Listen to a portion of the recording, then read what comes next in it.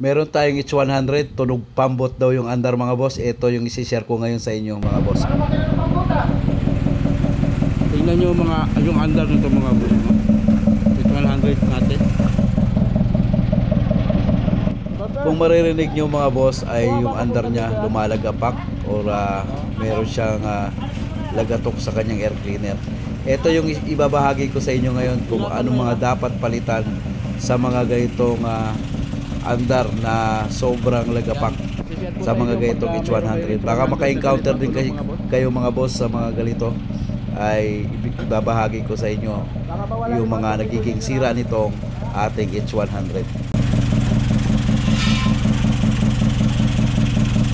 Papaayos lang natin ng parking para maumpisahan natin kalasin mga boss o may check.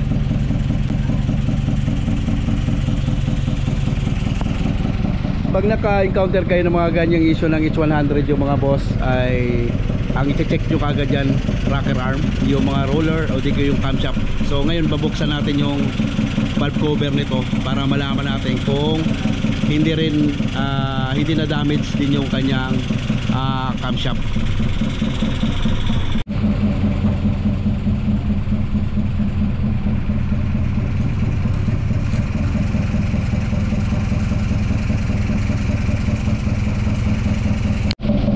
Okay. Okay na yan. Kasilong ka lang.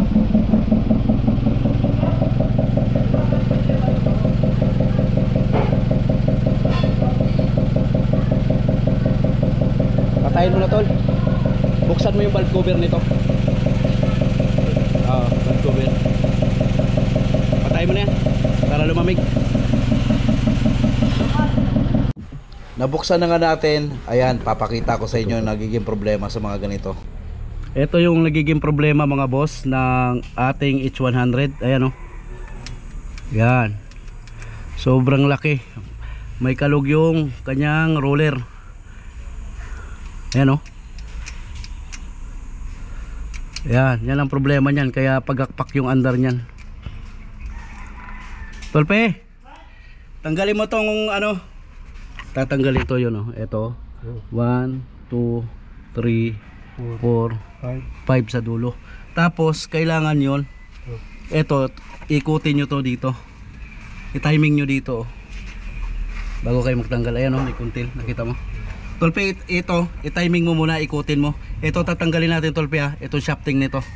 Shafting na yan? Oo.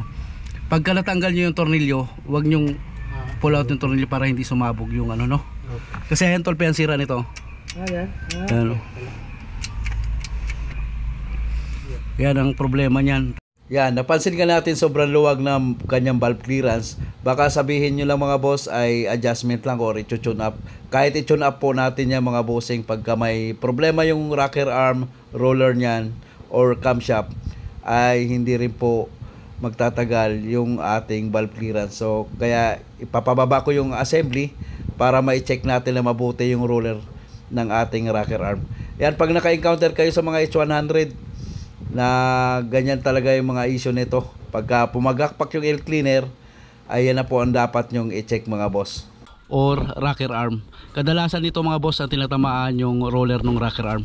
Kaya ang gagawin natin dito, papababa ko itong buo yung rocker arm assembly para ma-check natin isa-isa kung ilan ang sira. Naibaba na nga natin yung camshaft at saka yung rocker arm assembly. So papakita ko sa inyo. Ayan, tingnan nyo yung cam loop nung camshaft mga boss. Sobrang lalim na, hindi na kayang i-machine shop yan. Ayan. Kaya nag-decide tayo na papalitan natin to. Tapos eto, chinek ko yung rocker arm, yung roller oh. Sobrang alog. Wala man lang buo na roller dito, kaya nag-decide tayo na papalitan lahat talaga tong rocker arm natin para talagang maganda na yung andar ng ating H100. Ayan, fast forward tayo na ikabit na natin yung bagong camshaft tsaka rocker arm. I-start na natin to. Hindi ko pa pinalagay yung valve cover para makita nyo yung palo ng rocker arm mga boss. Saglit lang natin paandarin to na walang valve cover.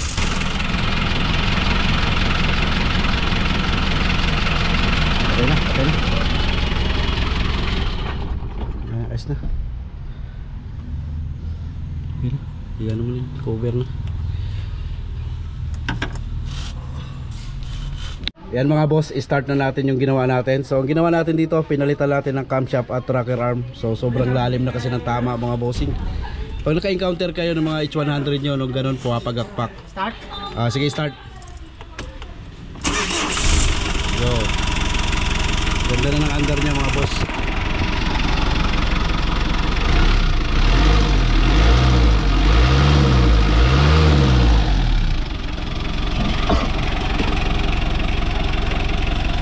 Balik na siya sa dating under mga sir.